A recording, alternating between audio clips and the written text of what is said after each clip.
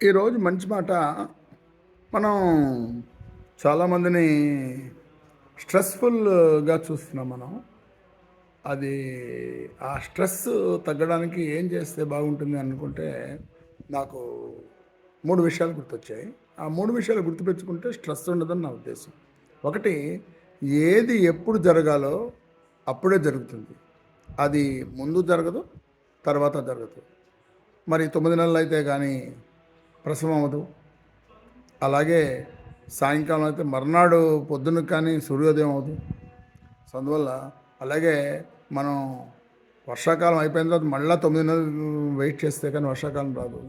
ఋతువులన్నీ వాటి టైం ప్రకారం వస్తాయి.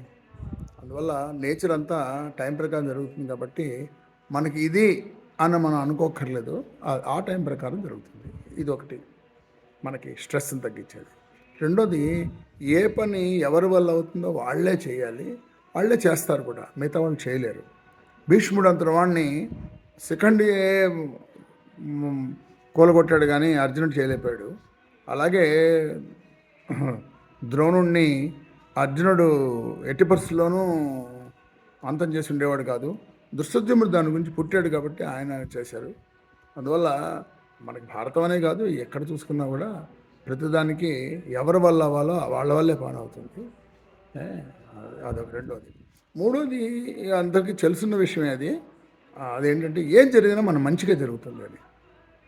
అది కనుక ఈ 3 విషయాలు మనం గుర్తుపెట్టుకుంటే మనకి స్ట్రెస్ ఉండదు లైఫ్‌లో. అలానే మన ప్రయత్నం మానాలని నా ఉద్దేశం కాదు. మన ప్రయత్నం మనం చేస్తూ ఉండాలి. చేస్తున్నా కూడా ఏ టైంలో అవ్వాలో ఆ టైంలో అవుతుంది. ఎవరి వల్ల ఏ అవ్వాలో అవుతుంది. అది ఏది జరిగినా మన మంచికే అని గ్రహిస్తే దానిలో ఒక భగవద్గీతలో ఉన్న ఒక సూత్రం ఉంది. ఏంటంటే కర్మణ్యేవాధికారస్య మాఫలేషు కదాచన అన్నట్టు. ఆ ఫలం అన్నది ఆయన ఇస్తాడు, ఓ భగవంతుడు. మన కర్మ మనం చేయాలని తెలుస్తుంది. ఇది కర్తవ్యం నీ వంతు, కాపాడు నా వంతు అన్నాడు. అలాగే అది గుర్తుపెట్టుకుంటే మనకి లైఫ్లో స్ట్రెస్ ఉండదు. Signing off, Rajasekhar Polapragada. రోజు ఒక మంచి మాట చెప్తామని అనుకున్నాను నేను. ఇది మీకు నచ్చితే మీరు పాటించండి. Good night.